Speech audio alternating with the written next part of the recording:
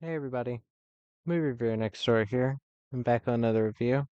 This time I'm continuing the Vincenzo Natali marathon with Haunter.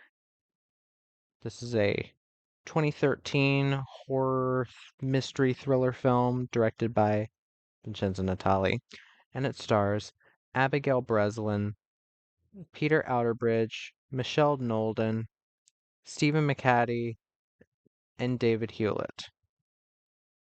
In this film, a teenager is stuck in a time loop that is not quite the same each time. She must uncover the truth, but her actions have consequences for herself and others. So, what did I think of Haunter? Well, again, in order for me to actually talk about this movie, I need to put a spoiler warning. So, from now on, major spoilers for the plot. But what did I think about it? I like it. I think this is Natalia's least effective film yet, but it's not because the film's premise is bad or anything. It's mostly the first half isn't nearly as interesting as the second half. And I think there's a plot reason for that. But let me get to the cast. Abigail Breslin plays Lisa. She's this girl. She's noticing there's this time loop, like her and her family are going through the same thing over and over. They can't leave the house. Abigail Breslin, I think, is a great actress. Been in plenty of good movies. Original Zombieland, I really enjoy. I should watch again. Little Miss Sunshine's a great one. Um, The Call, I thought she did a pretty admirable job, even though I still wouldn't consider that a great film or an amazing film due to some really weird choices. Um, uh, oh yeah, Final Girl, I remember being kind of fun. I do still remember it having issues, but I would watch that again to like give it a new review. Um, but yeah, I think she's a pretty good lead here. Stephen McHattie, or excuse me, Peter Outerbridge plays Bruce, her father. Um, this actor you'll recognize from Saw 6. He was the lead character, and I think he was the best in the first 7 Saw movies. I think he was the best protagonist, the most interesting.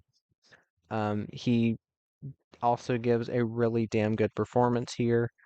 Uh, a lot of fun, or a lot of fun. Forget that. Really good, especially with the emotional stuff in the second half. Um, I was so happy to see him in this because I was like, that name sounds familiar. And then I was like, it's the guy from Saw 6, who's one of the most enjoyable protagonists in in the Saw series. I mean, I'm not gonna count Tobin Bell. Again, I love Saw X, but I'm not gonna count Tobin Bell specifically non-Jigsaw protagonist. Michelle Nolden plays Carol, Lisa's mother. I think she did a good job as well. I didn't recognize her. Apparently, she was in Red. She's in Carrie, Die in a Gunfight, which I didn't mind. Um, uh, Stephen McHattie plays the Pale Man. He's this mysterious, strange-looking dude that doesn't really come into the plot until about the second half. Stephen McHattie, people will know from many films: Shoot 'em Up, 300, Nightmare Alley, Watchmen, Mother, 2012, A History of Violence, The Fountain. He's in a bunch of shit. But yeah, very creepy performance from him. And David Hewlett plays Olivia's father. David Hewlett, again, Vincenzo Natali collaborator, uh, does a very good job in his small role. Here's the thing. The first half of this film, I was really thinking like, God, this really is such a drop in quality in certain ways. Because the original thought of it, going into this, again, spoilers, from the very get-go, I guessed that the family was dead because she's saying, "Oh, these things keep happening over and over," and you look outside and it's foggy, and I mean, just from the amount of fog, I'm like, oh, they can't leave because they're in the afterlife, right? They're in purgatory or something. And that's basically what happens.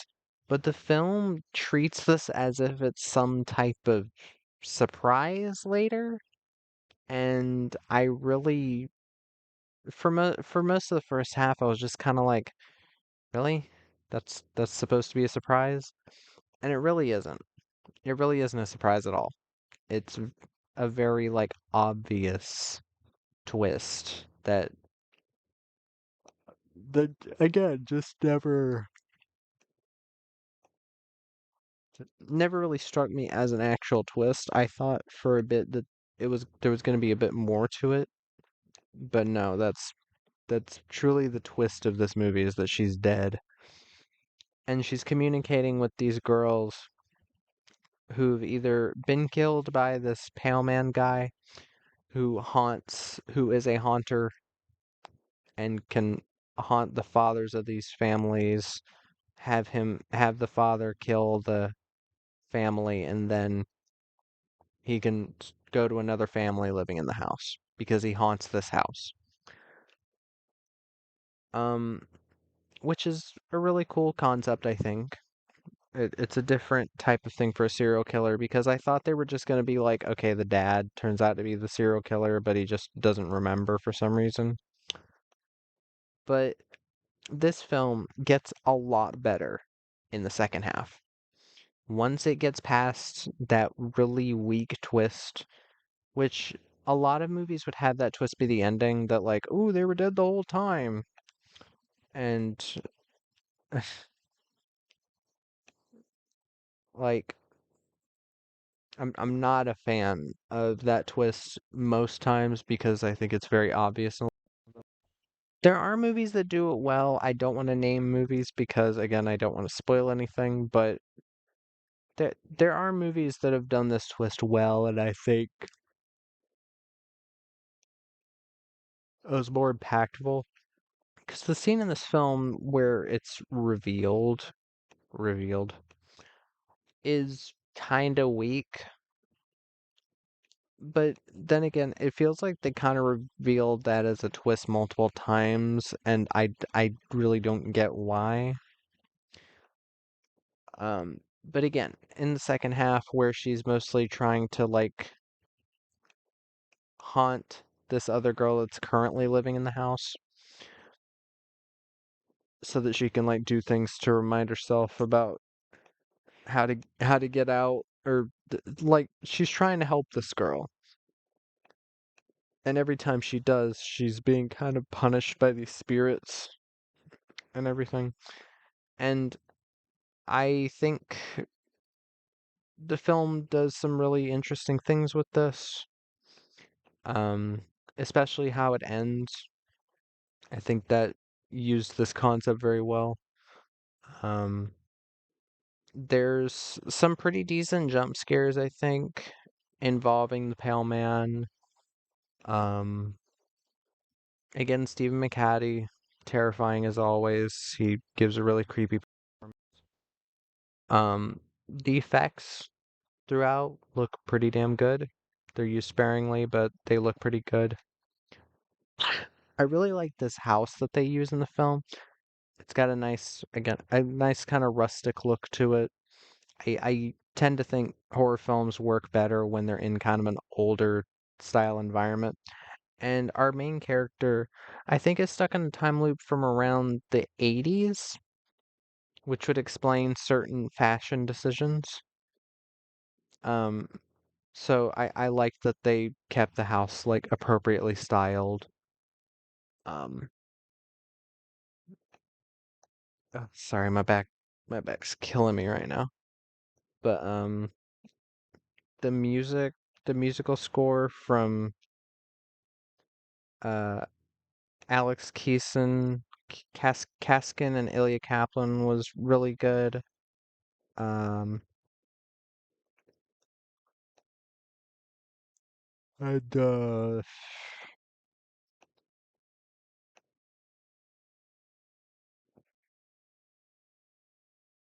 I'm kind of struggling to think of things to say because again, I did enjoy this film. I'm not gonna say I didn't, but again, that first half is it's not the first half isn't bad. It's just very bland at many times. Like, yeah, it establishes the time loop thing, but it all leading up to the twist as if it's like supposed to be a surprise is kind of weird. And if the first half was better, this would legitimately just be a really fun or a pretty classic horror film because all of the best moments of it are in the second half. Like, and best moments of acting and best scares. Like, and the ending is really interesting and really nice. But yeah, uh, not too much for me to say. Um, that was my review of Haunter. If you've seen the film, let me know what your thoughts are in the comments down below. If you have any recommendations, put them down there as well. And movie reviewer next door out.